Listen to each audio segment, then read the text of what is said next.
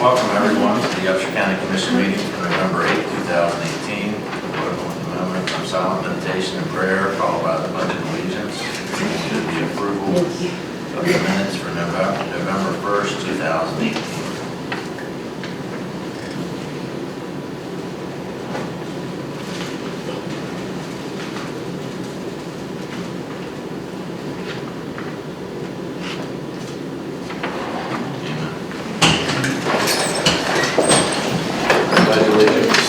Flag of the United States of America and to the republic for which it stands, one nation, under God, indivisible, with liberty and justice for all.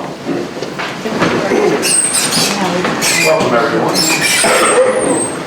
Gentlemen, did you have an opportunity to look over the minutes for November 1st, 2018? I read them yesterday evening, sir. Any additions or corrections? Not that I seen. Entertain a motion to approve. So moved. Second. I have a motion and a second. All those in favor? Aye. Opposed, same sign. Motion carries. At 9:05, we have an appointment for a public hearing and first reading of suggested revisions to the Upshur County Safe Structures and Sites Ordinance, excluding the municipality of Buchanan, previously adopted on April 13, 2000. 9:15, we have a bid opening, presentation and award to a new radio console system and equipment room radio upgrade for the E911 Communication Center. At 9:30, we have an appointment with Annette Fetty Santini on behalf of the Pancreatic Cancer Action Network, presentation of proclamation declaring November as Pancreatic Cancer Awareness Month in Upshur County, West Virginia. 9:45, we'll get an update from Kevin Nicholson on behalf of the Upshur County Youth Soccer Association, Inc., provide an update regarding Upshur County Youth Soccer and the use of the Wellness Complex property. We'll move down to items for discussion, action, or approval. One, memorandum from Tabitha R. Perry, Assistant County Administrator, announcing the resignation of Dr. Joseph B. Reed as County Coroner for his verbal resignation received previously. Dr. Reed, because of his other obligations that he has in the county, was unable to fulfill the training required for this position, and he made our office aware of that months ago prior to us seeking a replacement for the county coordinator. We just wanted there to be record in the law order books of his resignation. We should probably still need a motion. Yes. So moved. Second. A motion and a second. All those in favor? Aye. Opposed, same sign. Motion carries. 2, correspondence from Rick Harlow, President of the Upshur County Firefighters Association, recommending the appointment of Adrian, Volunteer Fire Department Assistant Chief Tom Bennett, to the Enhanced Emergency Telephone Advisory Board, effective immediately. Upon approval, Mr. Bennett's term will expire on June 30th, 2021.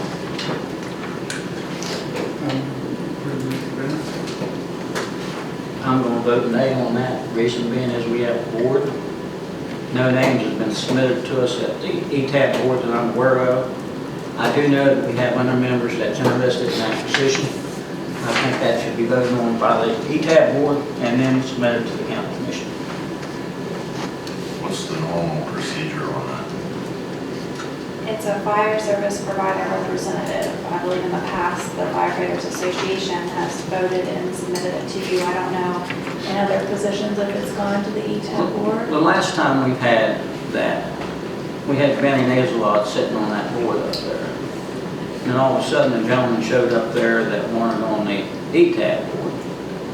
And of course, we went ahead and kept Benny Nazelot on the ETAP board. You can check the door, he was there at that meeting. I think if you have a board, you know what I mean? And I do know other members that was interested in this position because they had called my house. I think everybody should be given an equal opportunity and submit their applications, you know what I mean, to the ETAP board. The ETAP board should pick who they want, and then it should be submitted to the county commission. How long's the position been open? It's been listed on the agenda for a few weeks. I can look back if the agenda is posted online to verify when it first was listed. But this is Benny Nazarod's position, is my understanding, that he is resigned from because he does not want to fill this. I understand that, but this is the board not active in trying to recruit a board member? Or Well- have they done anything, or they just wait until we approve somebody to disagree with it? Well, this is a firefighter association appointment. A fire service provider representative. Was their last meeting canceled or changed to 11/20? I thought that The ETAB board, the last meeting was canceled because Brian was at the SIEC meeting, or I'm sorry, conference. So what's your take on this, Doyle? Well, I mean, I agree with, Buddy. The person that sits on the board is going to have to obviously work with the board. I do think that the Firefighters Association is a good avenue to go to, to kind of that appointment to come forward. So I don't know if it would be more of, all interested parties need to kind of make it known to to the Fire Association and, give the ETAB board a few recommendations, and then we can go from there. Bring a recommendation to us. Yeah. I'm fine with it, wait, because I know I got an email from Tabitha saying that their last meeting was canceled. Yeah. Because we had discussed this at one of the previous meetings, so I think we should probably wait until, that would be my recommendation, wait until their meeting on the 20th, which is only a couple weeks. Yeah. And then they can take their recommendation, Mr. Bennett, to their board, and then they can send it back to us. Because the important thing about that any of those positions on the board is that person is a singular voice for the entire industry or discipline of fire, EMS, law. So I do think it's important that we do take a recommendation through the Fire Association board, because my personal opinion of someone may be somewhat different than that of the Fire Association. Say, no, this person really will be, a non-biased, party that will represent all fire departments in the county. And so I definitely think that those recommendations should come to the board through that association. Just the same with through law enforcement as well, or EMS. My only concern would be treating the boards differently because you appoint multiple different boards. So my question would be, are you going to send it to the board every time there's a vacancy to make a recommendation to you? Or are you going to fill the positions on the board? Which I know this is a little different. It's not necessarily your appointment. You approve it. It's a fire service provider representative. But that would just be my question, is how you're going to handle other boards moving forward. Just for example, the Parks and Rec board. Are you going to make an appointment to the Parks and Rec board? Or are you going to ask the Parks and Rec board to accept applications and then make a suggestion to you to approve? I think we've got to be very careful if we have a board. I think everybody should have the right to apply for it that has qualifications. Because if you don't do that, then you get into, let's see who I want. And then you pick who you want. With that being said, there could be several qualified people, and I have had people call my house saying, I'd love to be on that board. And I think with that, we should give anybody that can qualify an opportunity. You know what I mean? At least sit in front of the ETAB board, answer some questions, and have the ETAB board. Well, let me ask So this. why didn't you tell them to call? Because we needed to see if everyone needs that board. They went through, and what they try to do is get what you have to do and so on and so forth. If you're not in the clique, you kind of get pushed over the side. And I think anybody that needs to be on, should go to the ETAB board. If they doesn't go to the ETAB board, we're just going to make decisions here as county commissioners. Then we don't need an ETAB board. So Nora, this is It's been empty, the seat's been empty. so this position on the board has got to come from the Upshur County Firefighters Association, right? I don't believe it has to come from there. I think traditionally that's the avenue that has been taken. It has to be a fire service provider representative. Okay, and that would probably come from the Upshur County Firefighters Association would be the ones that would. The Upshur County Firefighters Association consists of all the chiefs for all the departments in the county.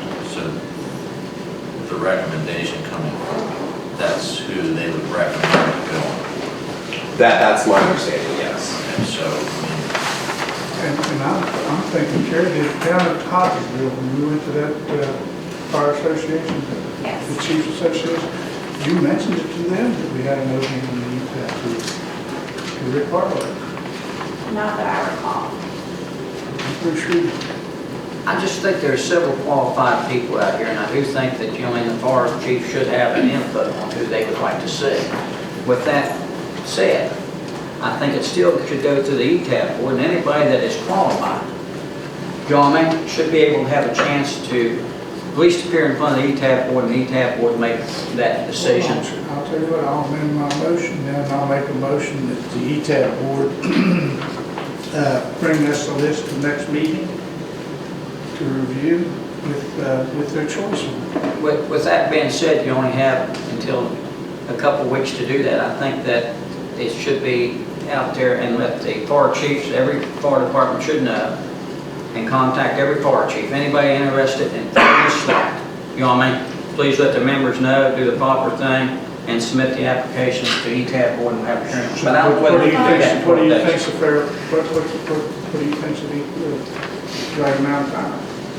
Joel, what do you think would be a qualified time to call fire chiefs, which we can do today? You know what I mean? Yeah, I mean, as far as being able to make contact with the fire chiefs, that could be, occur expeditiously.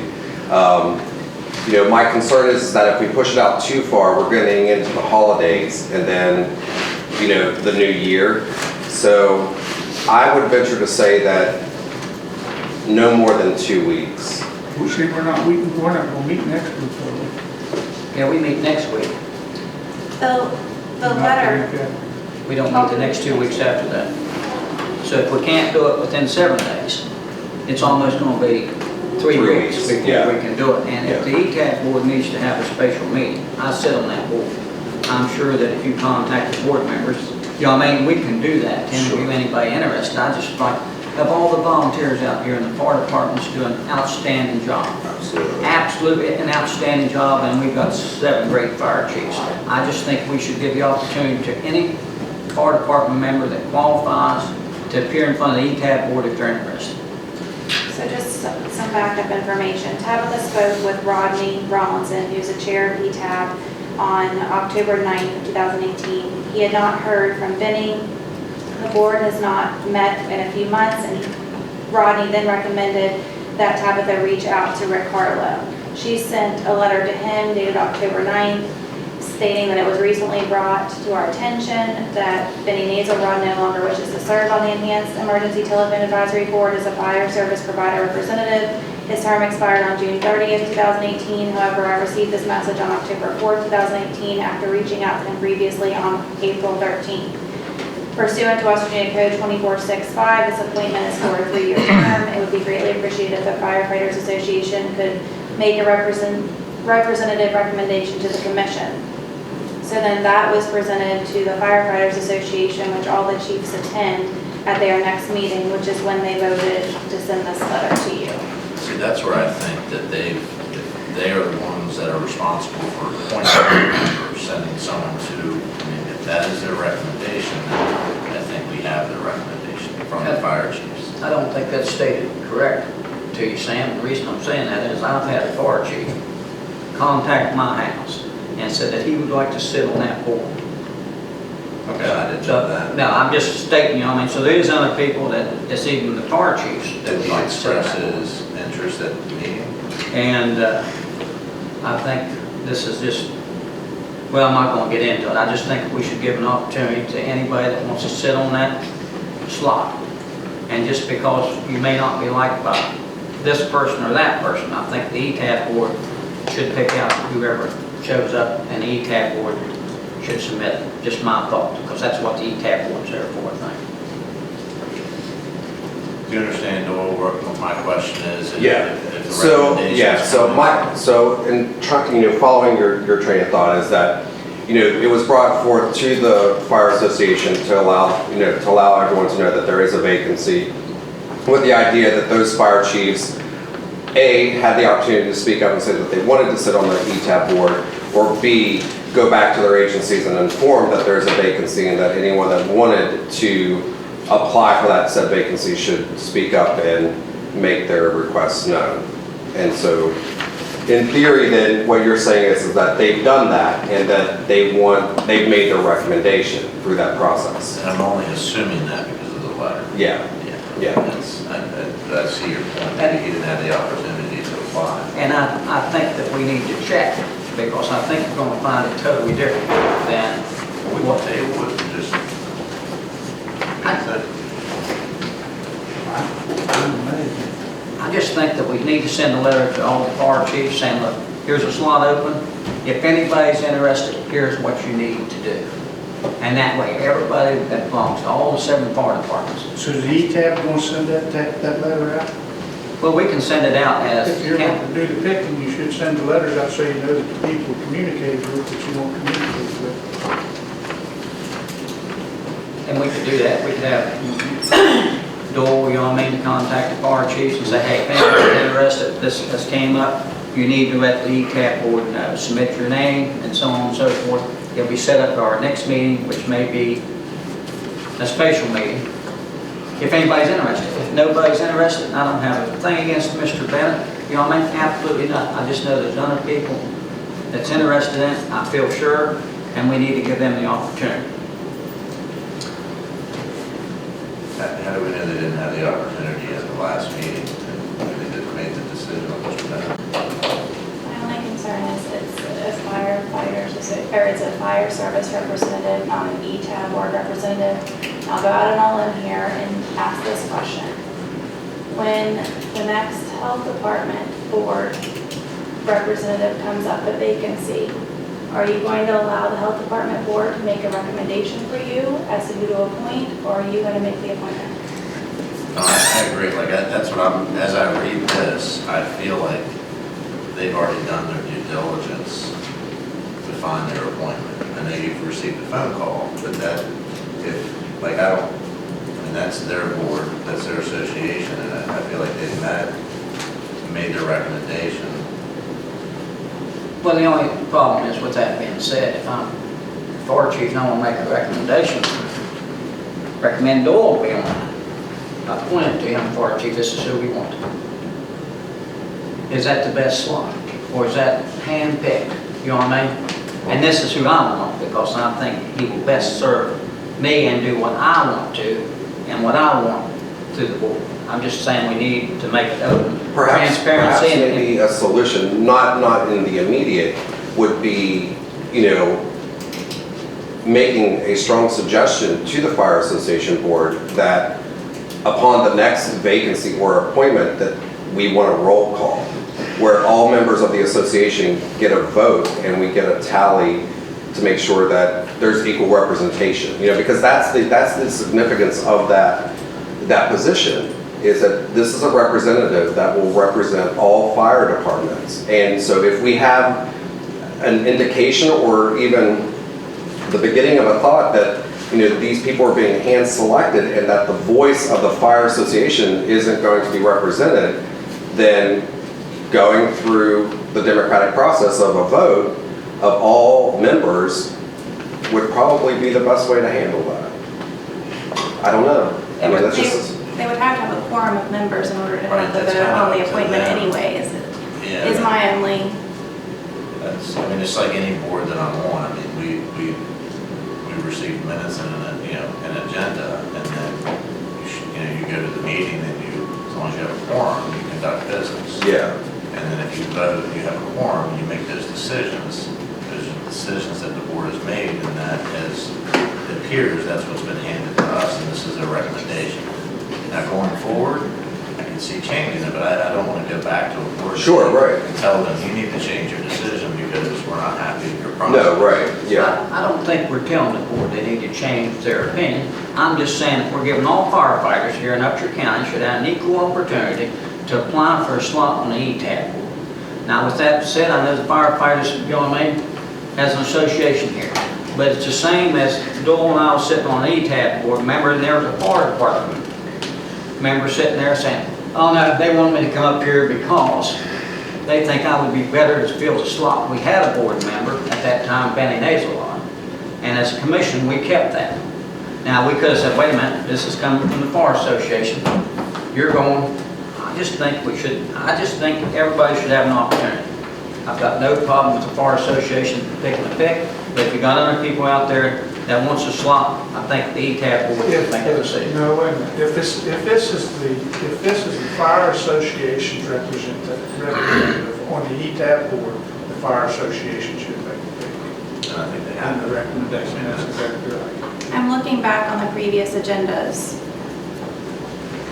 It was first listed on October 11th, 2018 on the commission meeting agendas as a vacant position available for individuals that express interest.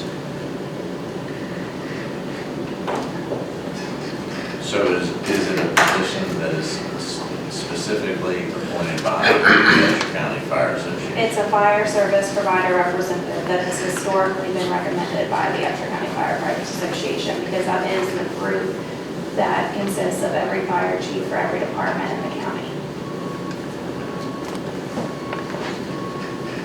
Now, there are other counties that have an application process. We put the vacancies on our agenda. The paper normally notes them, or media, whatever type of media it is. And there are articles, we have them posted on our website. You receive interest letters and make an appointment in that manner. You could open up an application process. You could have a deadline for applications like you do with job vacancies. There's a lot of different ways you could handle it.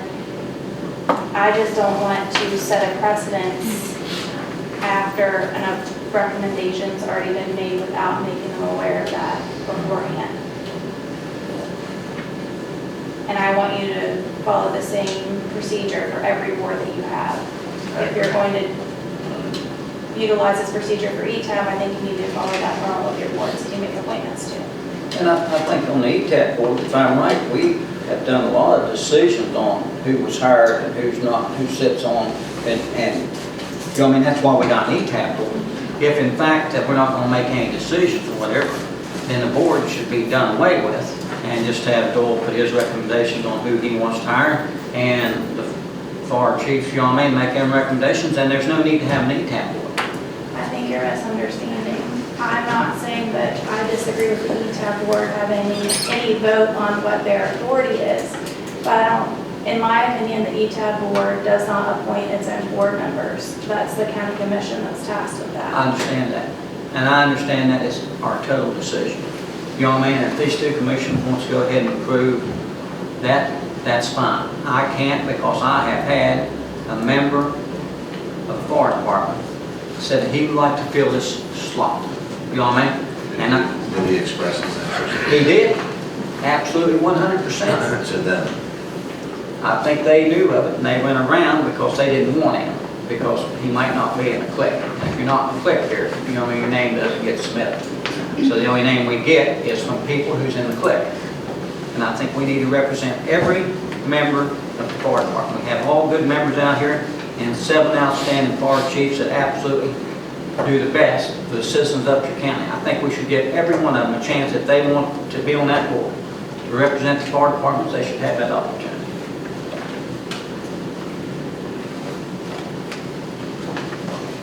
Commissioner's pleasure. I still make a motion to approve Mr. Bennett, since it's a fire association's appointment, and that's their recommendation. And I think we should give it their recommendation. And I still say nay because I don't think it can be the total fire departments. You got 7 fire chiefs down, and if you want to go around, you know, I mean, they pick who they want, which they can do. I understand that. The fire chiefs are on the association, aren't they? That is true. And I have had a fire chief call my house and was interested in filling that slot. Now, he is a fire chief, you know what I mean? But maybe his opinion doesn't count, or maybe because the other 2 or 3 doesn't want him, you know what I mean? He can't serve. I think it should be a decision of the ETAB board, and the ETAB board should be here. However, we don't need an ETAB board, you know what I mean? We can make a decision here. You can go ahead with Terry's, and I'll go nay, and that's the way it stands, and I'll state my opinion. Well, I think that, you know, we figured out a couple things here, and I think that based Doyle and Carrie and Terry's opinion, I think that, you know, currently the way it's set up is the recommendation does come from the Fire Association, from the chiefs. And going forward, you know, I think that we could maybe make a recommendation for them to handle that, open it up to everyone in the process. But I think that as of today, on the secretary's motion, we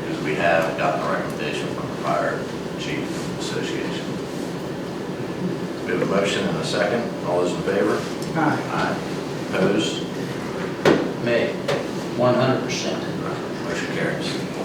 9:05, we have a public hearing and first reading of suggested revisions to the Upshur County Safe Structures and Sites Ordinance, excluding the municipality of Buchanan, previously adopted on April 13, 2000. There was a notice of this public hearing that appeared in the Record Delta on October 31st and November 7th. The ordinance will now define a compliance officer, add a methamphetamine use clause, define reasonable time, and outline condemnation procedures. I'll read it now if you'd like. An ordinance regulating the repair, alteration, or improvement, or the vacating and closing, or removal, or demolition, or any combination thereof, of any dwellings or other buildings unfit for human habitation due to dilapidation, defects increasing the hazard of fire, accidents or other calamities, lack of ventilation, light or sanitary facilities, or any other conditions prevailing in any dwelling or building, whether used for human habitation or not, which would cause such dwellings or other buildings to be unsafe, unsanitary, dangerous, or detrimental to the public safety or welfare, whether the result of natural or man-made force or effect, and an ordinance regulating the removal and cleanup of any accumulation or refuge or debris, overgrown vegetation, or toxic spillage or toxic seepage located on private lands which is deemed to be unsafe, unsanitary, dangerous, or detrimental to the public safety or welfare,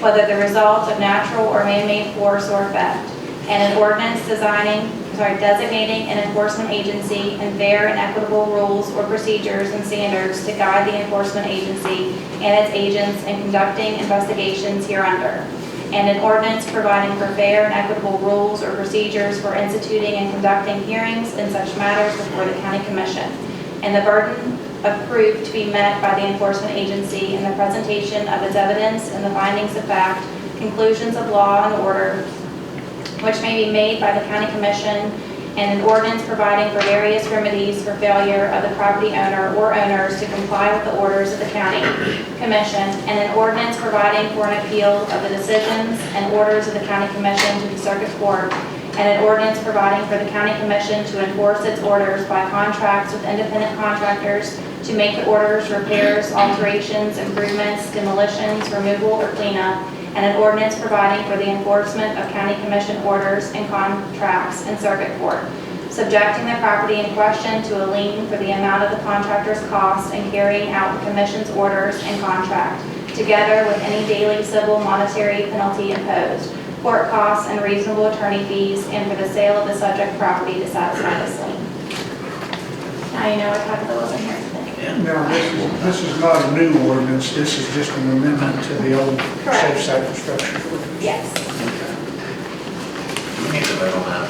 Yes, you need, well, first you need to see if anybody's here to speak to the. Is anybody here to speak to the?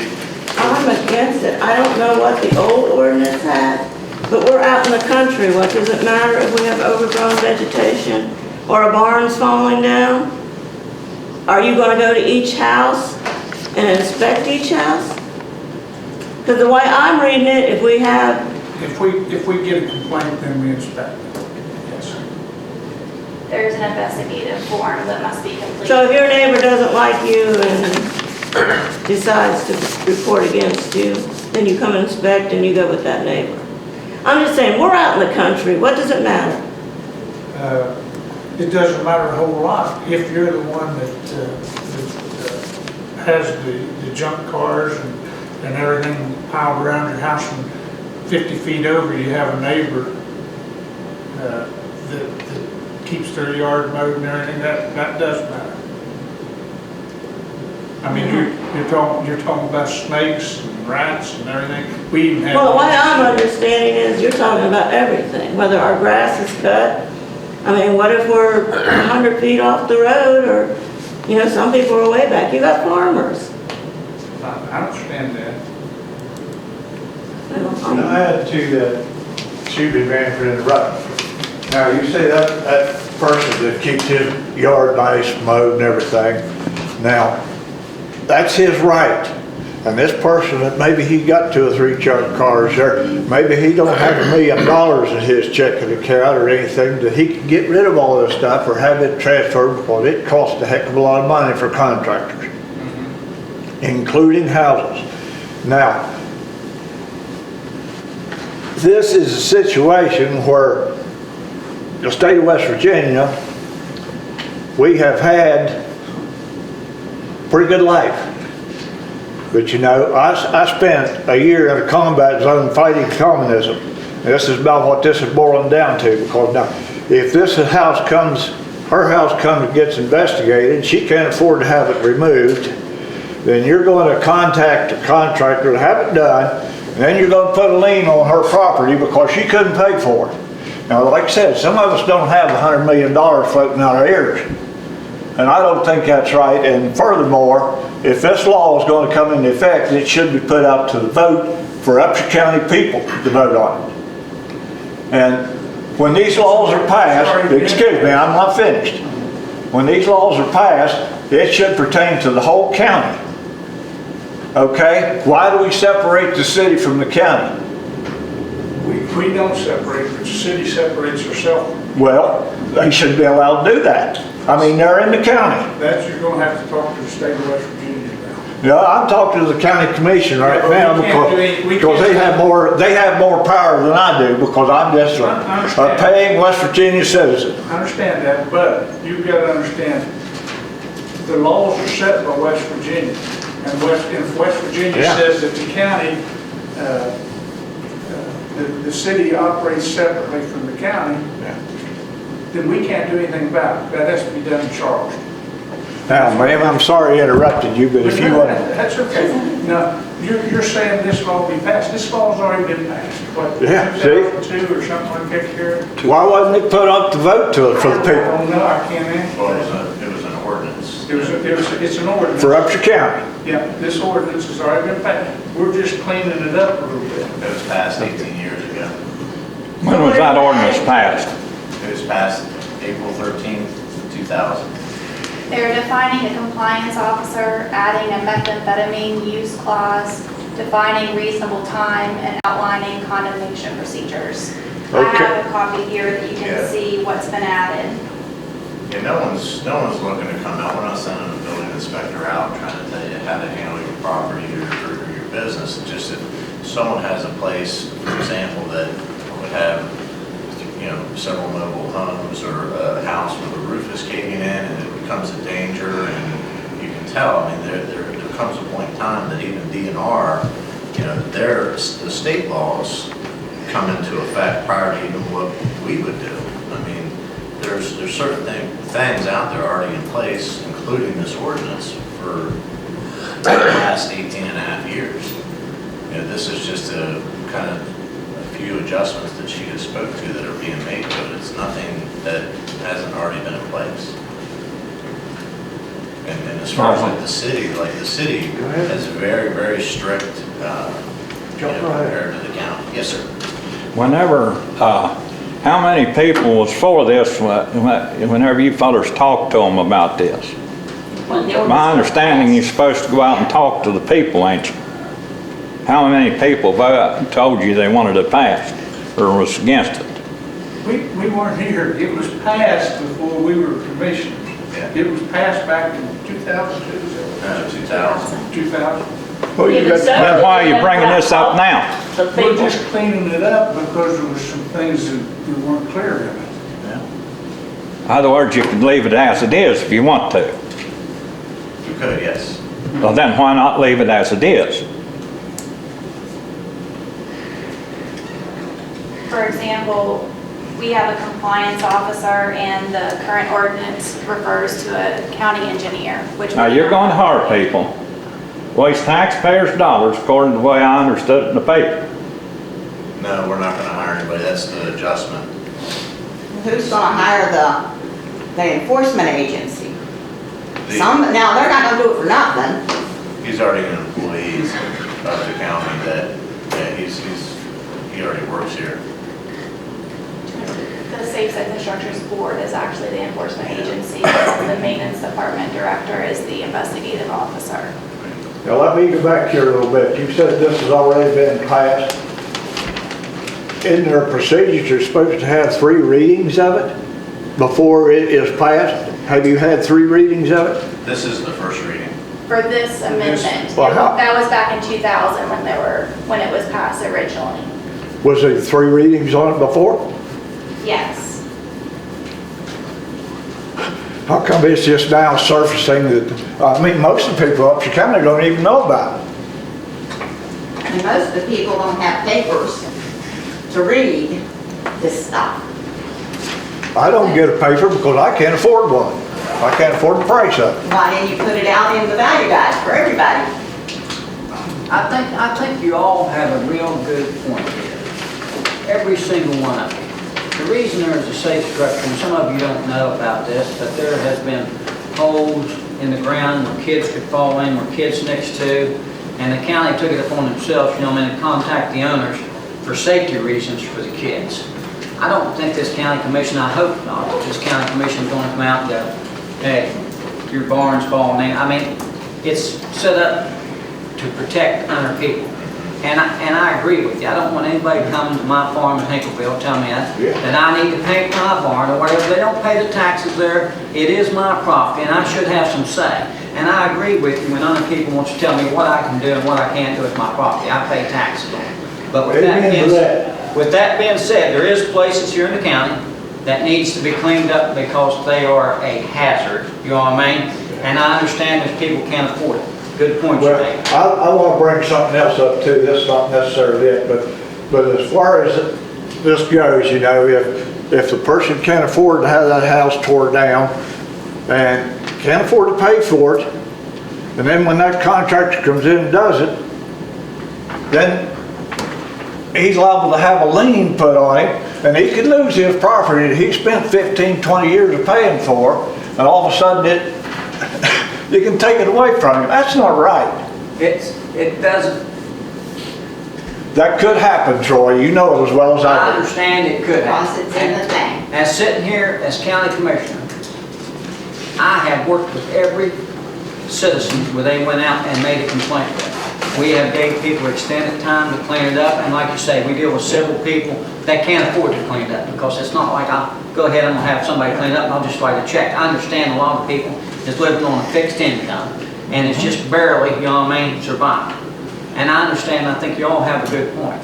But on the other hand, if there's a hole where a kid could fall into or whatever, I think we need to address that. And I think that's where they came out with it to start with. And I think it may be getting a little bit out of hand. We're trying to make it better so we have teeth in. I don't think as commission that anybody sitting here, at least I hope not, that can come to one of your places and go, your building's falling down. We either want you to fix it or remove it. If not, we're going to send a contractor out there. Then we're going to put a lien against your property. We're going to put it over here in the courthouse. So if anything happens, we're going to get our money back. Not one time has this commission done that. Can we do it? Could we do it?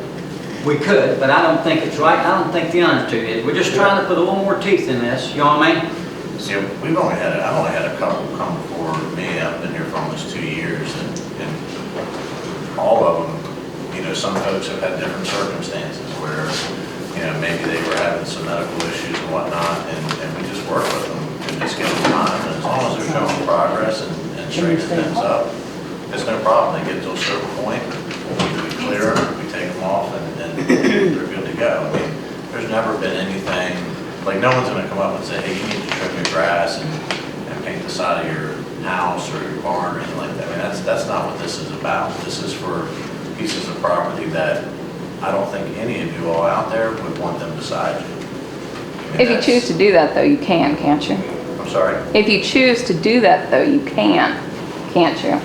Under the ordinance where you're putting teeth in it? If they pass it, they could. But I would hate to think, for someone to be here come January 1st. But with that being said, I would hate to think the commission sits here, would come out there and do that to the citizen. Can they do it? Yes, they can. And I have seen things that has happened, that I certainly don't agree with.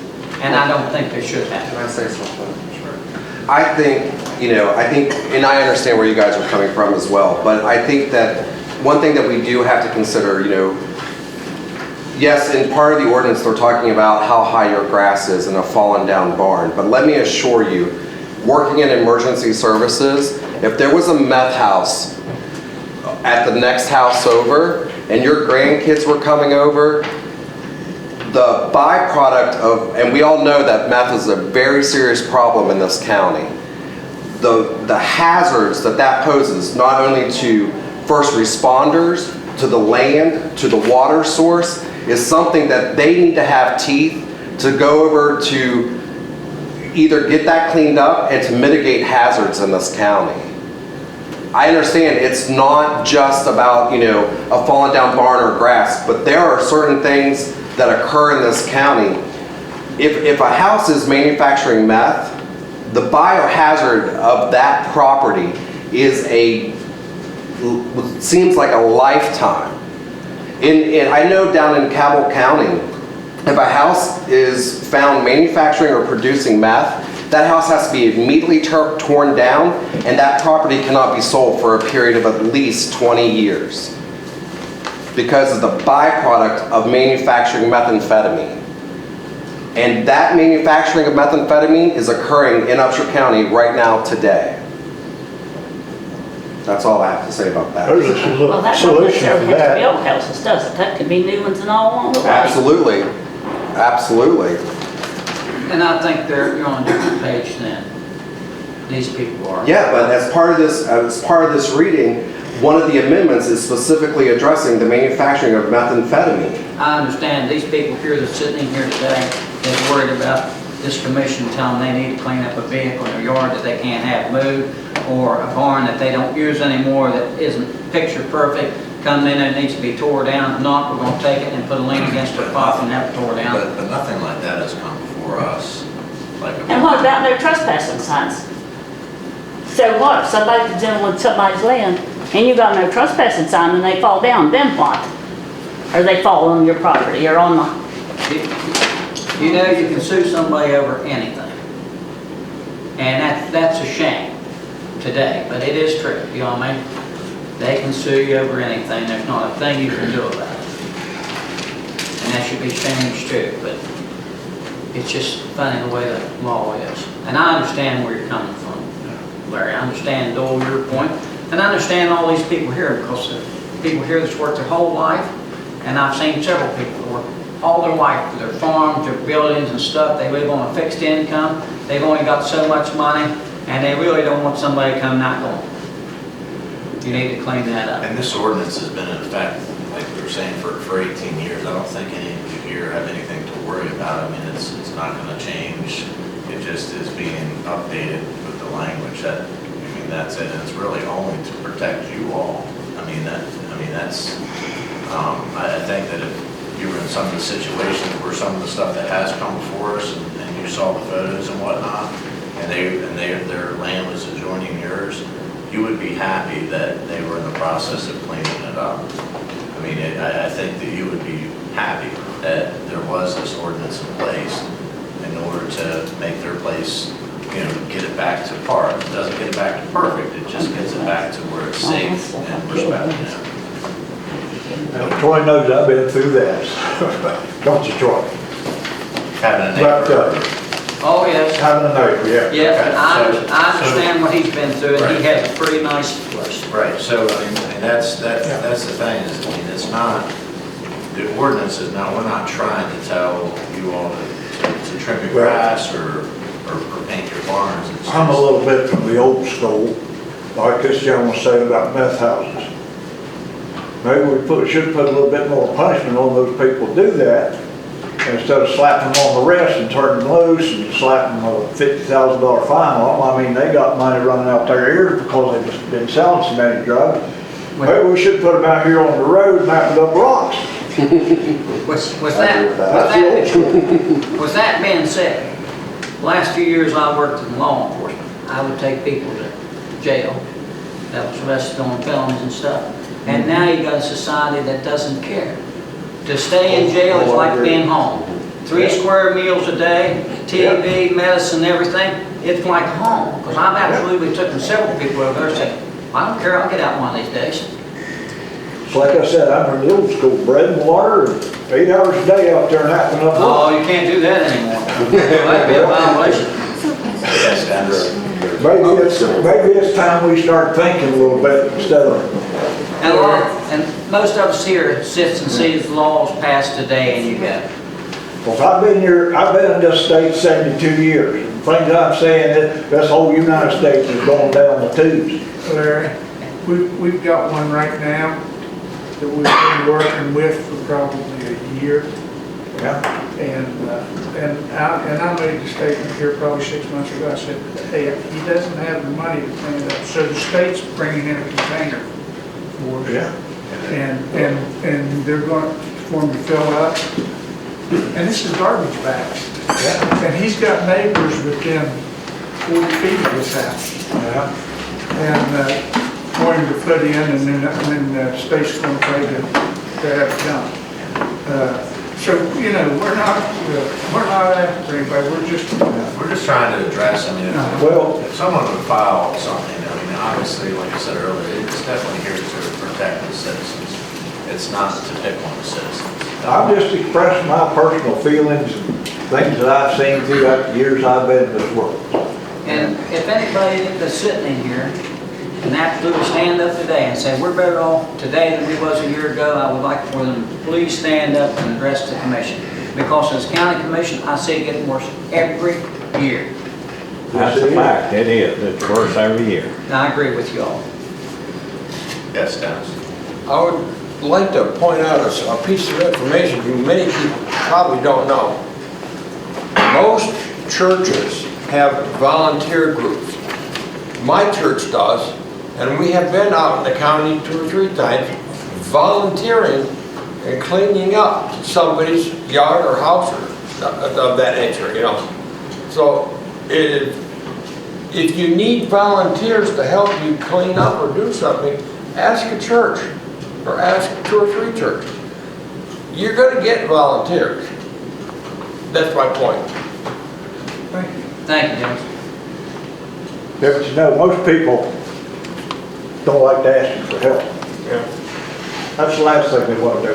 They don't want to have to go bother people to ask for help. I'm not gonna comment on that, because somebody will take it the wrong way. Yeah. Well, that's my feelings on it. But the person that's worked their whole life, Yeah. to have what they have, they've got to pride and they don't want to ask. Marty's on that. Does anybody else have any other comments or questions?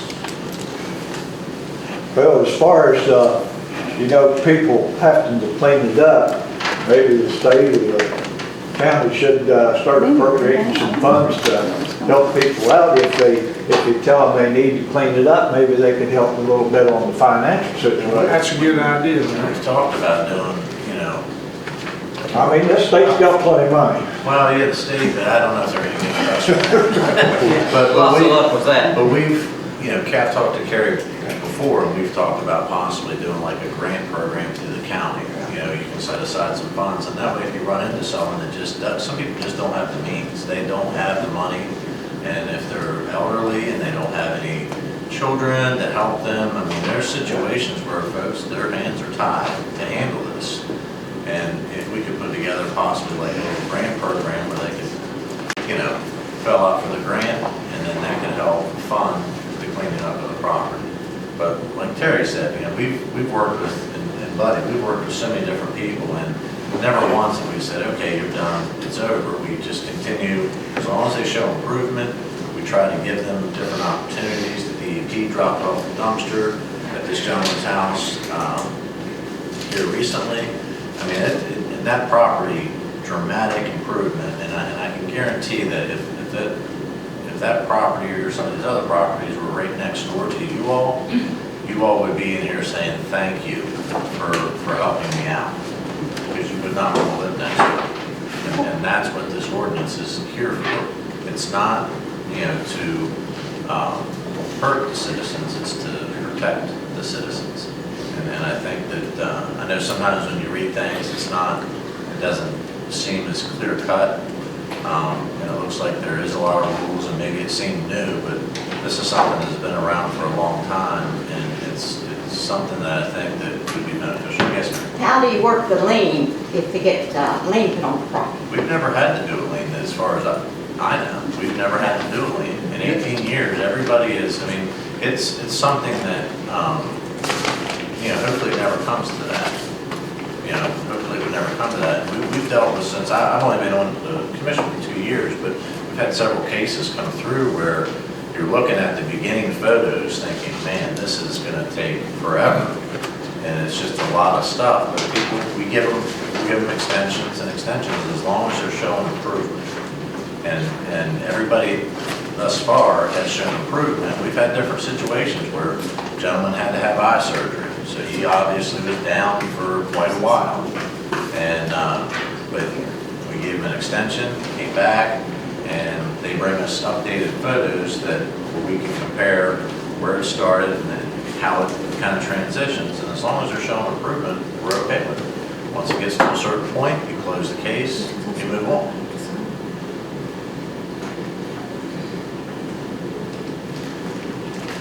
Any other questions or comments?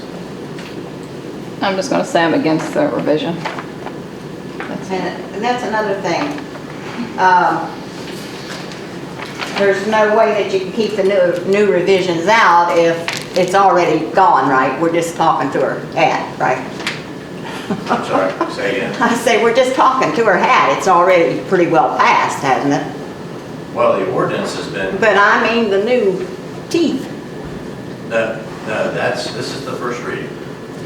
I think when you refer to teeth too, that's more so the lien, and that's already in the ordinance from 2000. Yeah. This ordinance will define a compliance officer rather than a county engineer, so you don't have to hire anyone new. You can utilize staff that you already have on hand that's full-time. You added a methamphetamine use clause in 2000. Methamphetamine was not the issue that it is today. You're defining reasonable time, so all property owners are treated equally with their extensions, and you're outlining condemnation procedures. So those are the changes that are up right now with these 3 readings that you're going to have today on November 15th and December 6th. Yeah, the lien was part of the original ordinance. Well, I personally feel that lien situation should be perfectly struck from that. The only problem is with that, Larry, and I understand where you're coming from. The only problem is with that, if you're going to pass, you've got to have a way to get your money back. Because if not, everybody let the county clean up everything. Well, let's not do anything. They send you out there and say you need to clean up your property.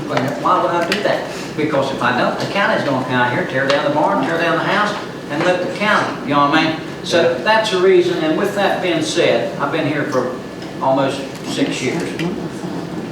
And I have not seen one time where this county commission has not worked with any individual out here, and most people comply within the first 30 or 60 days, you know what I mean? Yeah.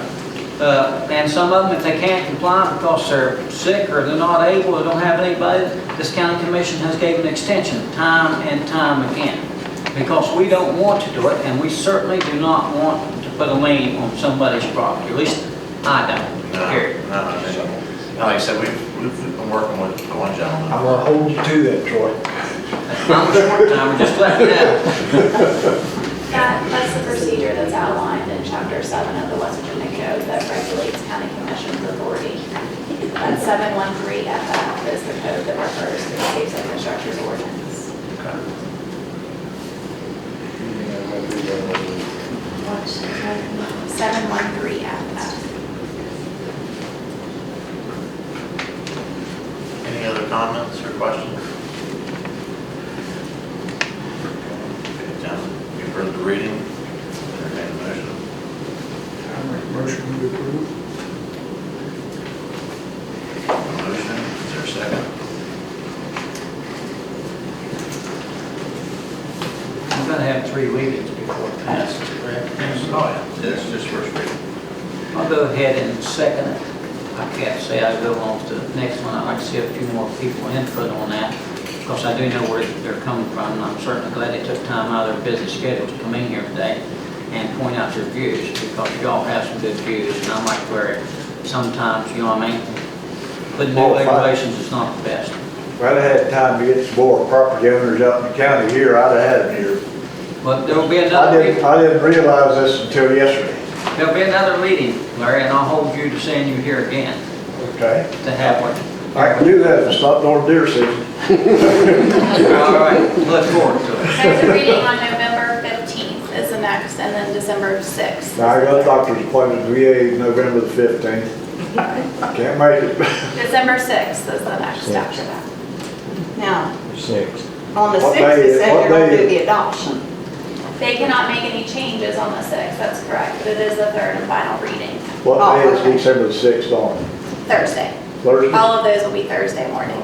Oh, okay. I got that. I do appreciate you all coming out and voicing your opinion. Usually there's no one here. And we always wonder, like, do people not really care what we're doing? So we do appreciate the fact that you're coming out. Sometimes we don't get the message. We get the paper, and they got all these real fine legal things, you know, and I saw something, sometimes I didn't read it, then I got to seeing a few things that wasn't right.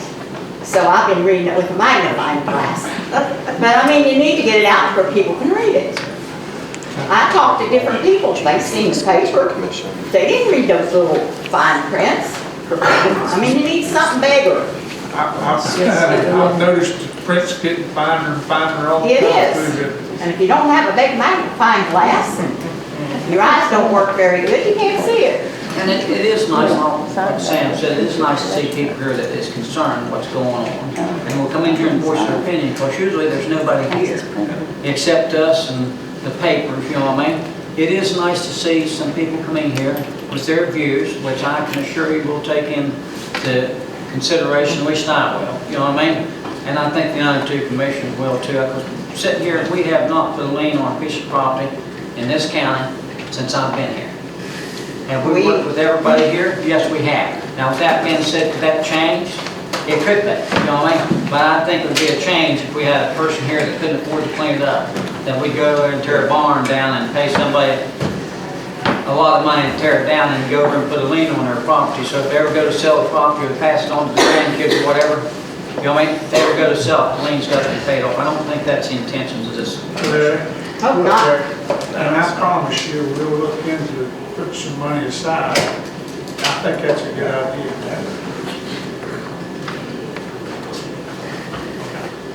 All right, we have a motion and a second. All those in favor? All right. Opposed, same sign. Motion carries. It's 9:57, we're going to move to our 9:15 appointment. We have bid opening, presentation of the award for a new radio console system and equipment room, radio upgrade for the E911 communication center. Doyle Cartwright did have one director is here to speak to the project and what the bids. Okay. I would ask that you just table the decision after opening the bids and give us adequate time to review the information included while you move on with the rest of your meeting, and then we can follow back up with the bids. Okay, sounds good to me. Thank you. I'll make this brief since we're a little behind schedule. Thank you, Doyle. You're welcome, sir. As you guys are well aware of, we've been going through the process of updating and upgrading the radio equipment at the 911 center. That is quite out of date. I'm happy to report that we had two companies that showed interest in helping us complete that project, which would include updating the entire system, radios, bringing us kind of into the 21st century, if you will. They've both done site visits. They gave their assessments as to the needs and their recommendations to the commission. And I believe that both systems have value and will serve the needs of Upshur County. So if you guys have any questions, I know you guys yourselves have sat through a couple meetings and a couple walkthroughs at the 911 center, and you guys understand the urgency that we're under there. Doyle, how old is that equipment? If I were a betting man, I'm gonna venture to say that it's 20 plus years old. And industry average is about every 10 years is the life expectancy of equipment, and just due to the wear and tear. The biggest problem and one of the most important things that we need to address with the new radio system is that currently we're extremely limited in a means and a way to communicate with our first responders in the field.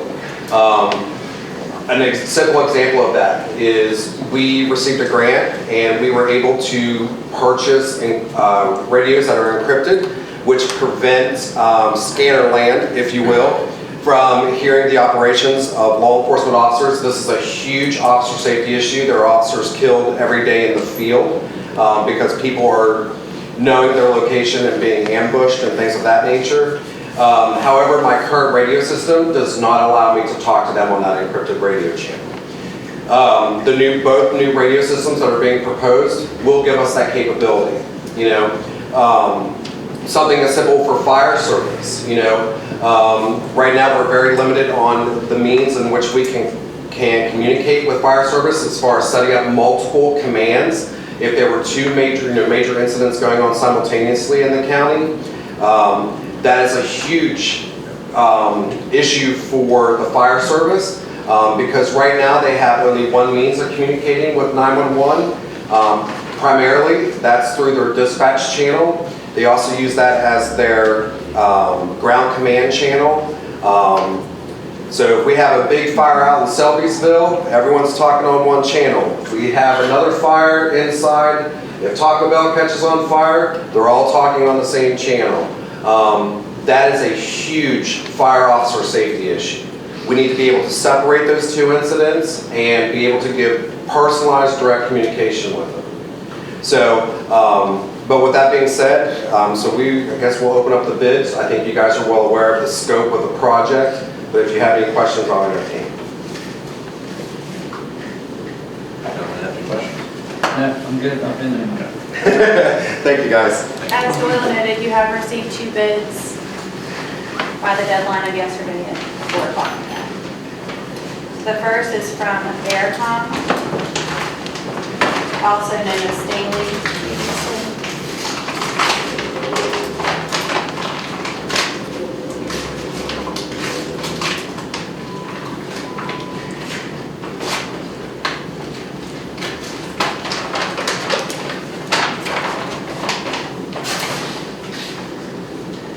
Like I said, I'm going to verify that all the documents are included after you move on with the rest of your agenda. I'll just give you them now.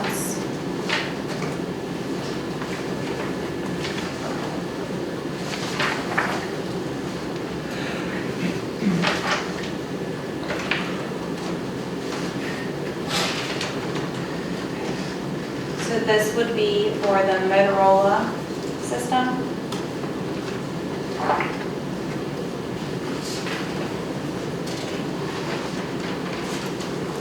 So the final price for first year service, and this is valid until December 16th, 2018, be $565,328. The final price, including 5-year SUA, which in service, which is valid until December 16th, 2018, is $767,800.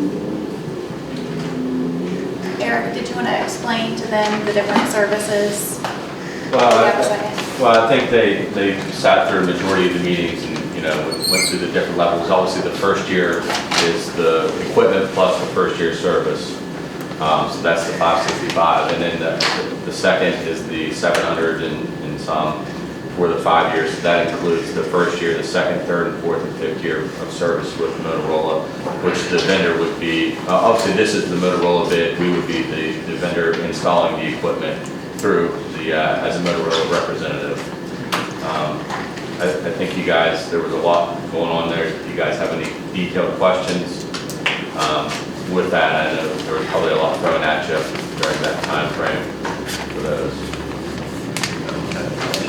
Does it have the annual service contract on there? Yeah, that would. Yes, that was a service contract with the option 1 or the 5 years. And of it was, service. how much was the service contract? It's roughly about $50,000 a year, according to the figures.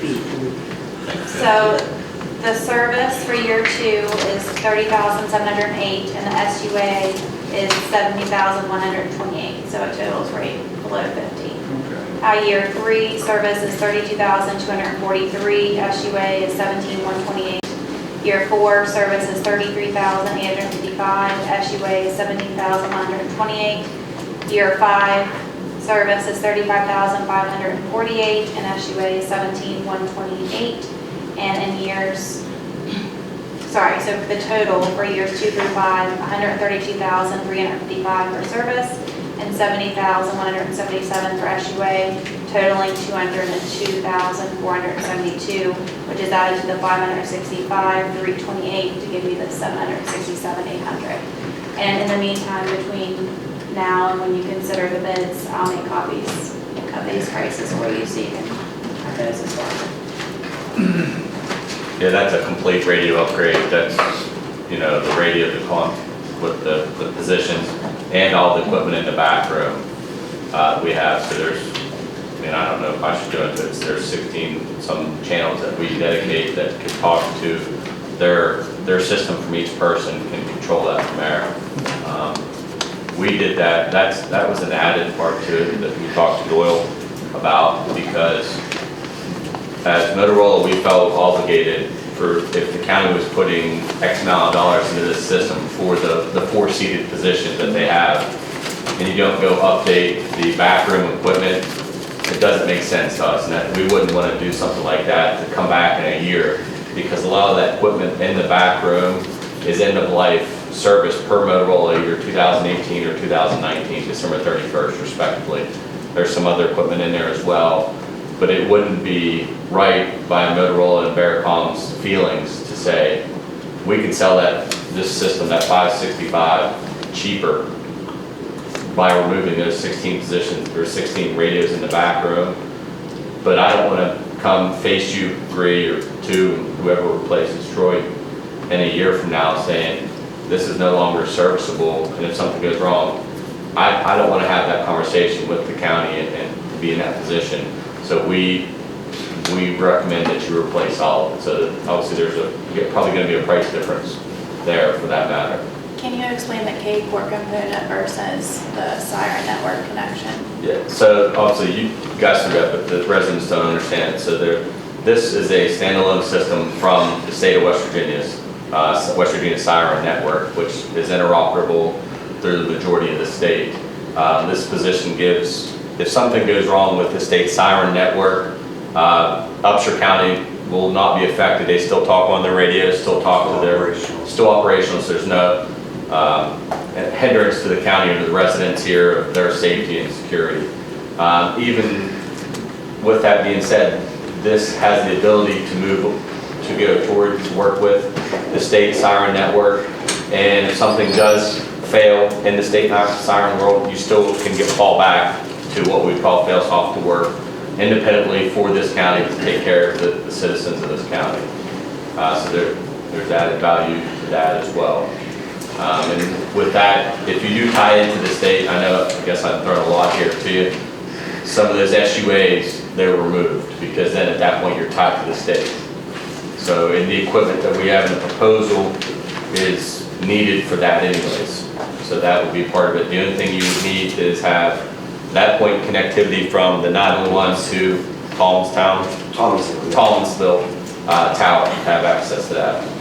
And that would be, the state would work with you to get that microwave link up there, and I'm sure, they would, from what I understand, provide some sort of help that way. Thank you. Yep. Karen, you have the second estimate? Yes. It is from CRS.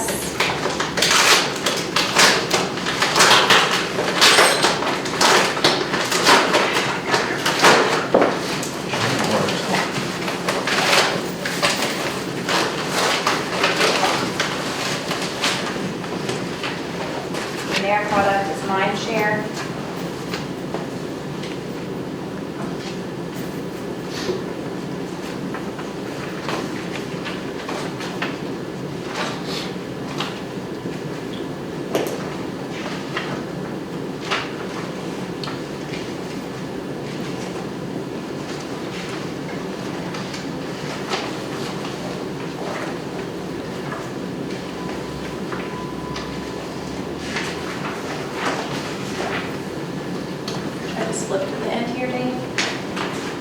There's a lot of fluff in there.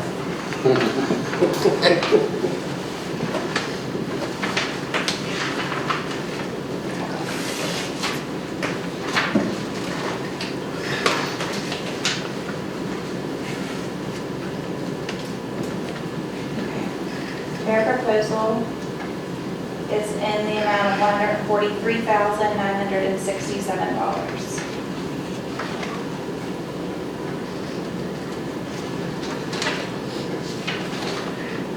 Would you like to speak to that?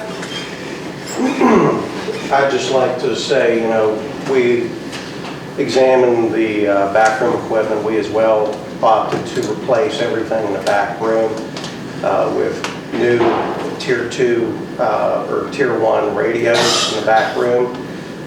We also are going to go and reground everything in the back room.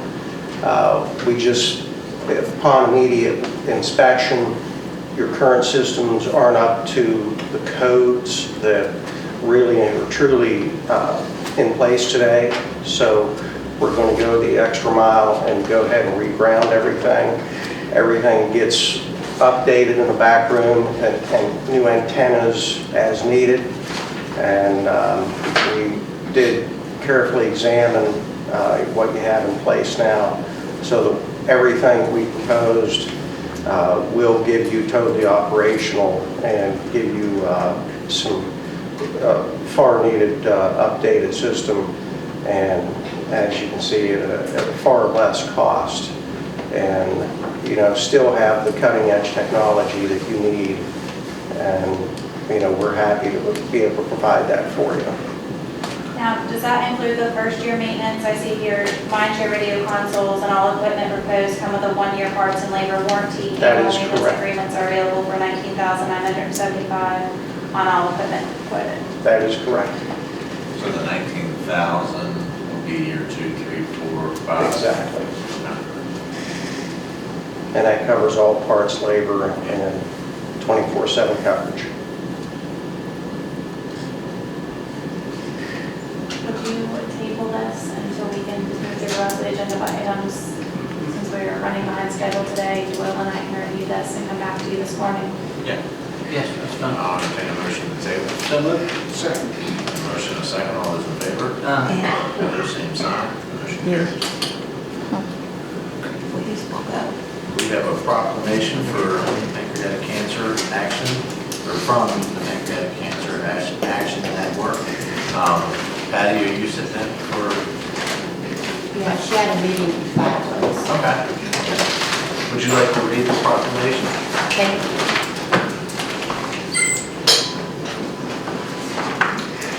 you. Declaring November as Pancreatic Cancer Awareness Month in Upshur County, West Virginia.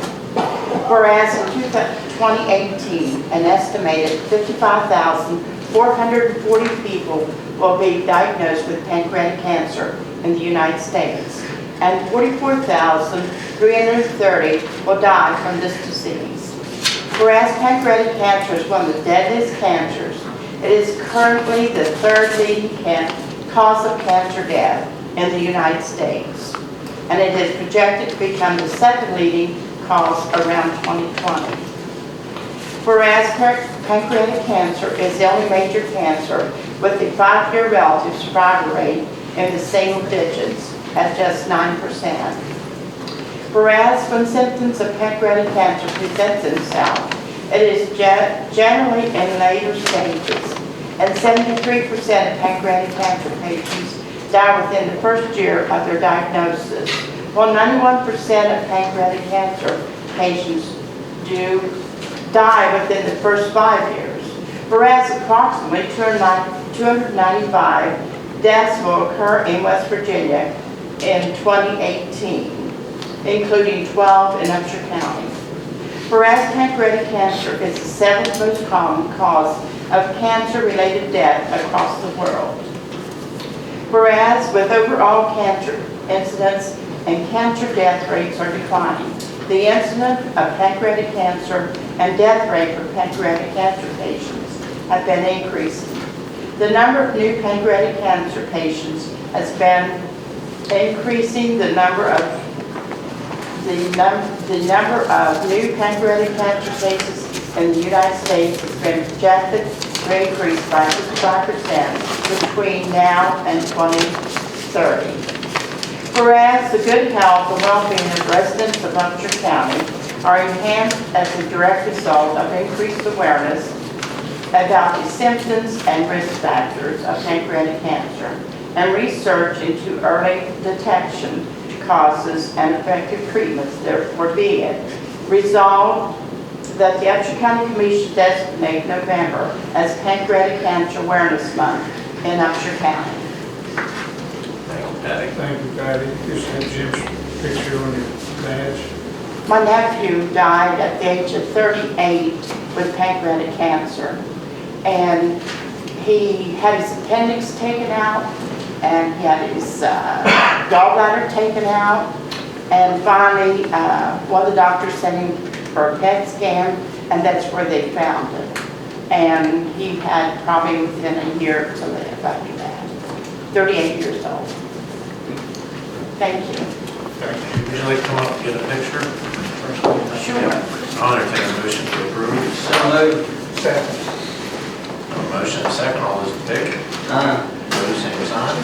Motion carries. Since we're going to invite Kevin Nicholson from the Upshur County Youth Soccer Association, give us an update. Hey, gentlemen, doing this morning? Good, how are you? Good. I've also got Sheena Anderson, who's my vice president on the board, Heather Wright, who's our registrar, and Sergeant Jenkins, who's an at-large member of the board as well. They all just wanted to come show our support for everything. Take a little bit of written statement because, as you all know, I can get off topic real quick. So, the county graciously granted us a lease to the Upshur County Wellness Complex property a little over 14 months ago. I'm here today to give you an update on the property. When we initially began developing the property for soccer, it was in bad shape. We all know that. The brush was waist high on the property from corner to corner. Our volunteers put over 1,000 man-hours in the initial clearing of the property. The brush was cut, raked, and pushed to the edges. Our volunteers brought their own personal lawn tractors in and mowed the grass 3 additional times to get it to a level that was marginally playable. We spent 2 full days laying out fields, painting lines, putting goals in place. In late September, 3 weeks after we signed the lease, we were playing games on the property.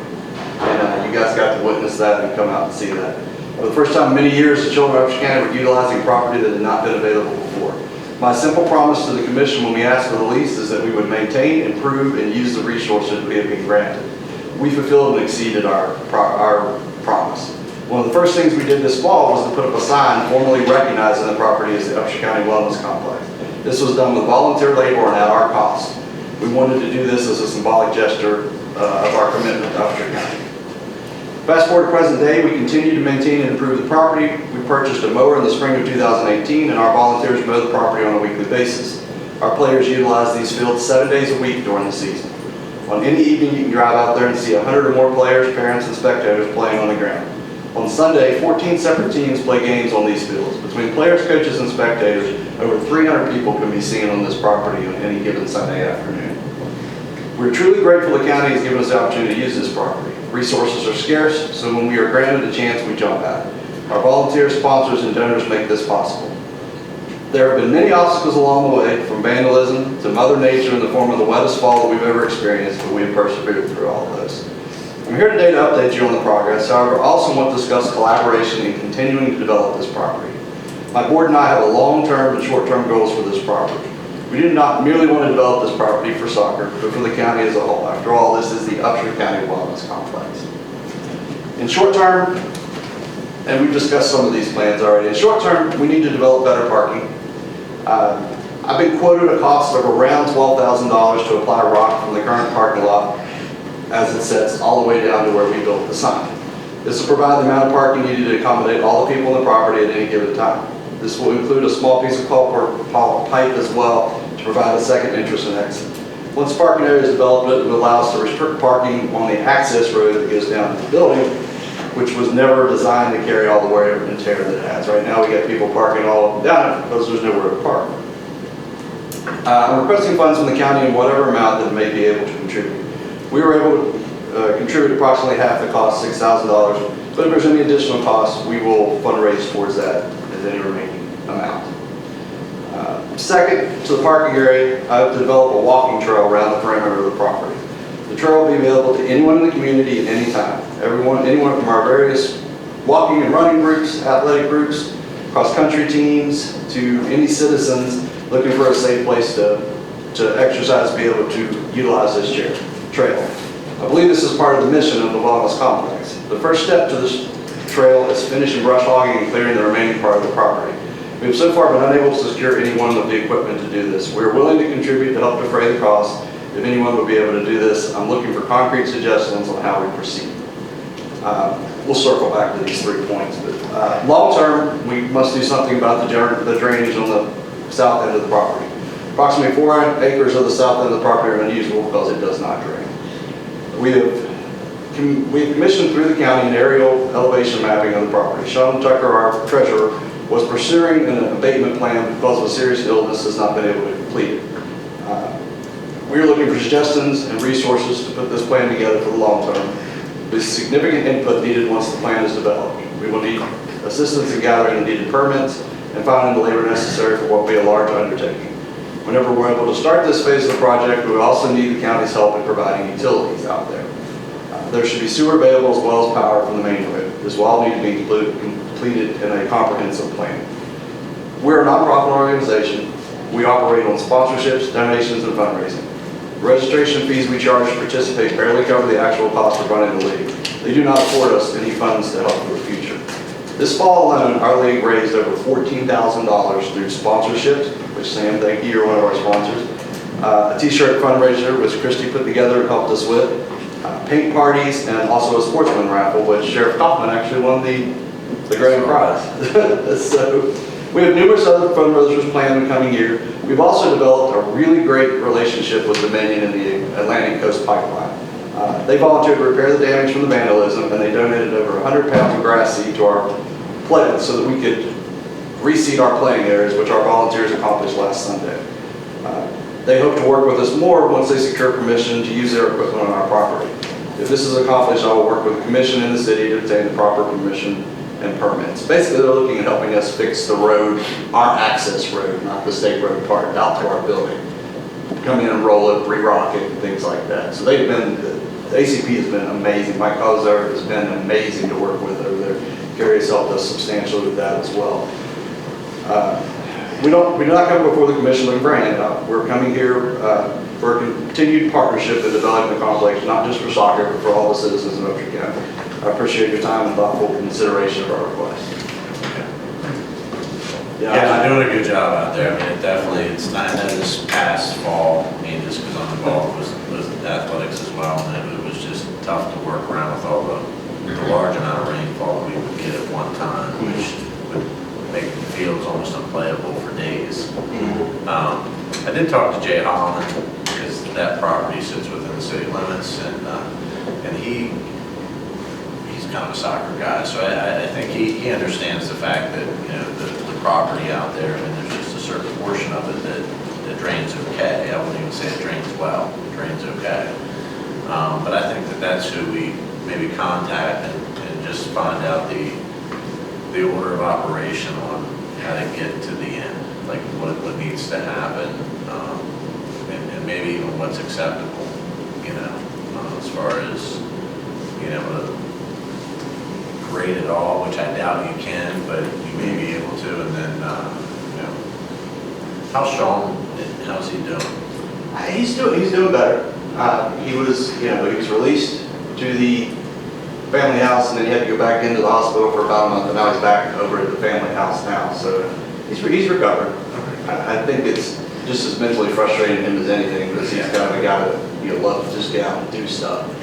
So we definitely miss him on a personal and on an organizational level. It sure is nice to drive by out there and see all those cars and the kids out there playing. It is. Like I said, that was a promise I made to you guys, and trust me, it's not just me. It's all these volunteers. Whenever something needs done, you can see the same 8 or 10 people out there. Some of them had to go to the chiropractor 3 times this week because they should get put back into shape. But that's what we're looking for, and I'm looking for things we can do to make a short-term impact. Well, with short term, what do you all want to see short term? The parking is the number one, the parking and the walking trail are number one and number two on my agenda. Okay. Because they're things that are doable. I will have to get some permitting, I'm sure, through Jay as far as laying the gravel down. Right. You know, we fundraise towards that effort. Right now, we're just looking for some additional help with some funding. Okay. We have, I believe, a couple of dollars in that line item for the wellness center. I believe. That's funds that have been donated just for the wellness complex, isn't it? Yes, that's only used. Telling what it can be. How much is it? I think it's around 5,500 to 5,900. It's around 55, something like that. Does that count the prints, the aerials that we had to pay for? Or do we pay for that under professional services? No, I believe that you pay for that professional services, but let us look into that because that bill has been paid. We'll look into it, see what.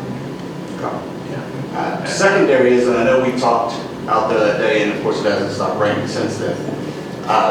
Need someone that is able, and we're willing to pay to help defray the cost of someone coming out and finishing brush hogging all that to the creek. Right. Because once that's brush hogged all the way down to the creek, we can go ahead and start on doing a walking trail.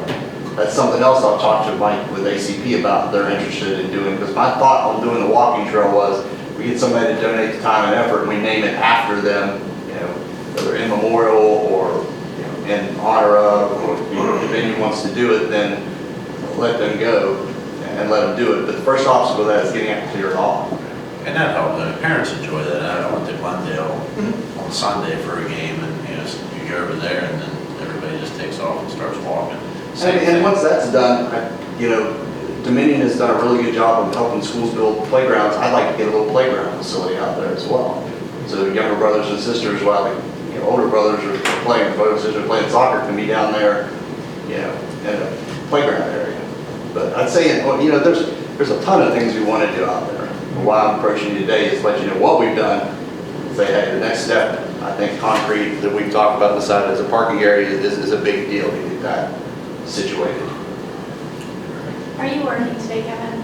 No, Okay. just kind of around the day. We're doing our property inspections this afternoon. Okay. Is there any way you or whoever else would like to join, would want to meet us out there and look at Absolutely. exactly what you want brush hogged? We have a mowing contract. We can talk to them about what the cost would be to come in and do that either now or in the spring, whenever you prefer. And then we could potentially organize a meeting, or I could get your schedule for when we could go and meet with Jay Holland, just to determine what permits would be necessary for at least the gravel on the parking lot, and then also looking at these other ideas. We've all three already met with him about what he wants to brush over. Okay, well, they can show me. Yeah, but yeah, I'm available all afternoon. Let me know when you want to meet, and that'd be great. Okay. And then we can work out schedules as far as meeting with Jay. Okay. As of September, that balance was 4,760, 1,760. Okay. Is that something commission would consider donating to that cost, that $4,700 towards doing the rock? We might be willing to contribute part of it. I wouldn't have a problem with that. I always have a problem taking everything we got. Sure. Here you go. But with that being said, I would like to personally thank you for the outstanding job and all the work and your people that's in there with you, because you have taken something and made something out of it. I'm just glad to be a part of that, and thank you for what you have done. Absolutely. Thank you guys for giving us the opportunity. Thank you, ladies. Appreciate it. All right, Kevin.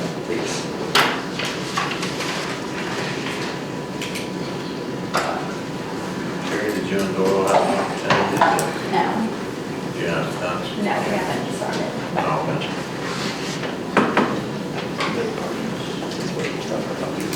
Would you like to pay some bills or sign some checks? Well, I'm going to continue down.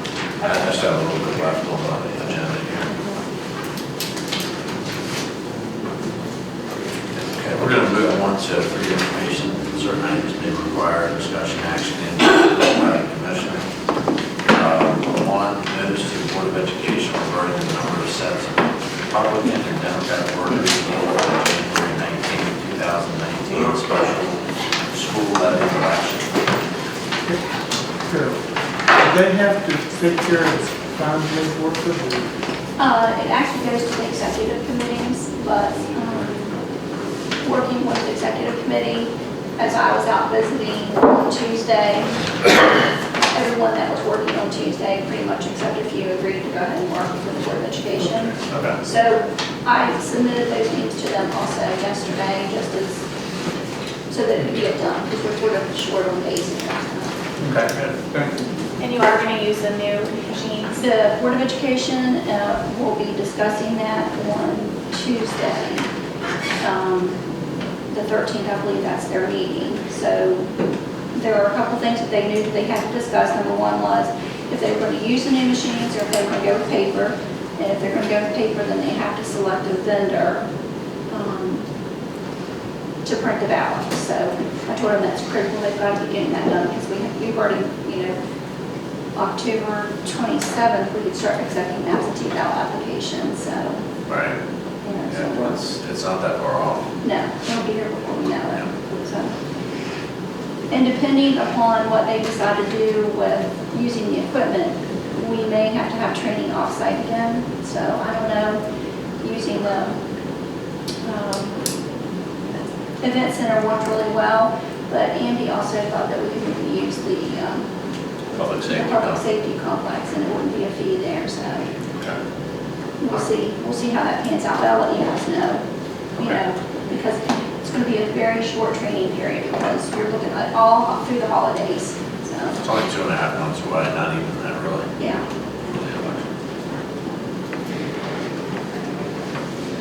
All right, 2 correspondence from Emily Laird, Cultural Resource Specialist for Environmental Resources Management, seeking comments on historic properties that may be impacted by the proposed 120-foot raw land monopole Cartier valve site.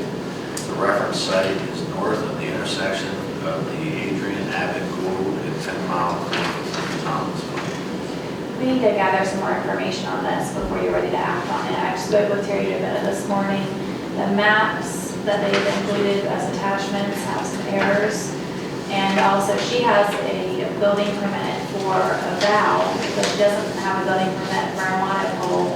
And then she's also concerned with one of the locations they show on one of the maps that are included. It's in the floodplain, so it would have to receive a floodplain permit. So she's actually working on reaching out to Emily and Clark right now, and I hope to follow back up with you on that next week. Okay, thank you. 3 correspondence from Ingrid Farrell, Director of the Executive Secretary Division of the Public Service Commission of West Virginia, enclosing a copy of a commission order issued November 1st, 2018 in the matter of rules governing E911 fees, 150 CSR Series 25, to provide further guidance regarding E911 fee requirements. This is regarding different stipulations for public comment periods regarding 911 fees. To be honest with you, I started reading this over, but I haven't completed it yet. It is here for review and in our office if anybody is interested in it, and it's also online. Okay, thank you. 4 correspondence from David W. McCauley, Mayor of the City of Buchanan, extending a sincere thank you for the prompt kindness and professionalism exhibited by the members of the Elkins Fire Department on Saturday, November 3rd. Which had, I think, 2 fires at the same time, and they assisted in coming over. We do appreciate that at the Elkins Fire Department. 5, newsletters and/or event notifications. 6, agendas and/or notice of meetings. 7, meeting minutes. 8, meetings. 9, anticipated or upcoming. Tabled items, certain items that require discussion, action, and/or approval by the commission. 1, approval of the Upshur County addressing and mapping building permit floodplain coordinator job description. Neither one of those tabled items are ready for you. Okay, so we'll just keep those tabled. Next regular scheduled meeting for the Upshur County Commission is November 15th, 2018 at 9 a.m. Upshur County Courthouse Annex. Just so everybody knows, we will not have a commission meeting the week of Thanksgiving on November 22nd. That is canceled. The following week, we have October 29, 2018, that meeting is canceled as well. Just one other note, the James Reed Curry Advisory Board meeting is listed as November 28th. We do not meet during winter months. Our next meeting will be in March.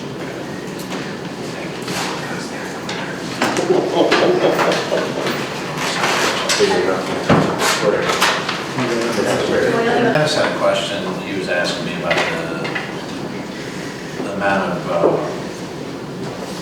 channels. Is it 16? 16 is our base, yeah. I mean, that's basically our operations as we are now, yeah. Okay. And that is with those systems? Or Yeah.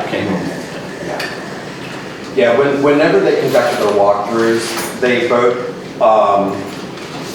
did an inventory of our current status, and they both asked, Doyle, what's kind of your long-term goal, and they both got the same spiel, I need to be able to talk to my officers with the encryption and things of that nature, so they both did a very good and thorough inspection of the center and everything, so. Okay.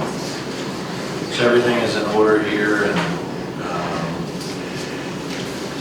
If you have any questions for the vendors, now that you have those inventory lists.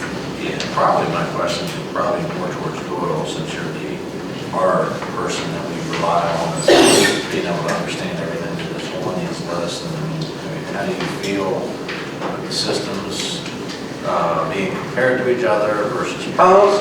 Obviously, there's like a considerably difference. Yeah. It's like 400,000. Both systems are essentially comparable in the sense that they are standalone systems that will give us the ability to talk to the state siren system. Both systems are expandable if we wish to at a later time, direct connect into the state. Both systems upgrade the necessary end-of-life equipment in the back. So as far as the systems themselves, they both serve the purpose of what Upshur County currently needs to upgrade, and I think they'll both agree, a very antiquated system. Do you know what I mean? They both have future expandability. They both, so in my mind's eye, they're very kind of comparable in that. Of course, Motorola being, a public safety industry partner is well known, for throughout the public, safety arena. Mindshare is well known in other parts of the United States and things like that. Not so much in, within the state of West Virginia. They're still, getting their way into the market. Both systems will serve the needs of Upshur County. They just come at different price points, and I've explained to both of them, going into the bidding process that I was completely upfront and honest and said, this is the situation we're in. You guys know the situation we're in. We've got, we have to do something to make this work and to go through. And I commend Eric, he worked his tail off. I commend Dave. They both worked really hard in trying to bring the best proposals that they themselves can bring to the table. I'm comfortable going with either system because I truly do believe that either system will serve the needs of the community. Can you discuss the 3 different components that a 911 center requires and the state Sure. that each of those are in currently in Upshur County? Yeah, so the major components of a 911 center is a call taking software. We have to be able to take 911 calls. Another key component of a 911 system is a CAD system, a way to document those calls that we answer. The third is to be able to communicate those calls for service to our first responders in the field. And for our first responders to communicate to their, to their 911 dispatch center for officer safety, for firefighter safety, EMS safety. And right now, our biggest thing that we have to address is that, radio solution. If that system goes down, short of having 3 portable radios, you know, to talk to our first responders in the field, and that's unacceptable, you know? So, you know, once we get a solution that, that allows us to expand the way in which we can talk to our first responders in the field, it's going to improve officer safety, and when I say officer, I mean all first responders. It's going to give us more capability. You know, like I said, right now, you know, some of the hot button topics that are in, that we've been discussing is fire service, being able to kind of branch out and, you know, kind of get a dedicated line of service to 911. We can't do that now. We have, you know, these systems will address that issue. You know, both systems will address that issue. Talking to our surrounding counties, and, you know, because we all know that when disasters strike in this area, it happens regionally. Being able to know what's going on to my left, my right, you know, the north and the south of me is extremely important for us. Not only for us if we get into trouble, but if they get into trouble. Both systems are going to allow us to be able to do that. So. Can you all both explain what the process would be to connect to the state siren network in the future, if that's an option that Upshur County would like to move forward with? I think we talked about ours a little bit in the meetings. It would, you know, everything in ours is needed to be a part of the state siren system. What we would need then is a connection from the existing tower at the 911 to the Thomasville tower via microwave. And what type of cost would that be, you know? I mean, as long as nothing's held to me, I have to pay, you know, $35,000, rough off the top, I guess, not to be held to that number by any means. We understand that, And then for us, we would need, you know, the interface to go between the direct connect, and, you know, those are approximately $30,000 per position. But in reality, you know, that's dictated by Motorola and what they provide to us. And then you also need the infrastructure to get from the siren network to Upshur County 911. And that infrastructure could be as much as building a complete tower, which Doyle would have more information on that kind of pricing, and the microwaves involved or the fiber to get between the 2 points. So it's much more of an investment to get the direct connect. And then my understanding of that direct connect as well is it's a single point of failure unless you build in some redundancy. So you could almost double your cost to just get that infrastructure built, let alone everything else in place to make that happen. And the reason why that $30,000 number is based on Motorola's prices because Motorola has a state bid for the siren network, correct? Yes. Okay. The other thing is too, Sam, you and I have kind of talked about this a little bit, is you know, having that connectivity between the 911 center and the Thomasville tower is something that I think that we need to keep on our radar, and truly I think it's something that we need to kind of work towards. You know, do I think it's mission critical? Absolutely not. But at the same time, you know, I definitely think that there are some avenues that we can pursue where local partners that we already partner with will provide us that connectivity, because they currently have antennas on my emergency communications tower that's providing, you know, wireless internet services to people of that part of the county. Right. For free. So, you know, it might be one of those, you scratch my back, I'll scratch your back. I want connectivity from this tower to my tower. And we are actually in a pretty, you know, we actually have pretty good line of sight to where in the future we could probably do that, you know. But currently, I have to get everything taken care of in the back room. Right. You know, so. What cash on hand do you have this year that you feel comfortable expending on this project? Whether it be a lease payment or an outright purchase? Well, currently, Carol, correct me if I'm wrong, I think we have roughly 200,000 allotted for equipment upgrades. I want to put it that way, because this is not the only project that, that we're going to have to focus on. This is the, the big boss right at the moment, but we still have, again, another large component of 911 is the CAD system. So, I would feel comfortable at least as a cash purchase of doing at least, 50 to 60%. So that we have a little bit in reserve, we can kind of, if we go with the lease payment with Motorola, gives us some time to kind of gather up some more funds and things like that. Of course, roughly, that price will pretty much pay for Dave's system. So it's I don't know, it depends on how you guys truly feel about it, regardless of what system that we go with, we're making an investment. We're making an investment in 911, and we're making an investment into public safety. And that, in my opinion, that doesn't come in a 10-year lease term. We're talking indefinite, so.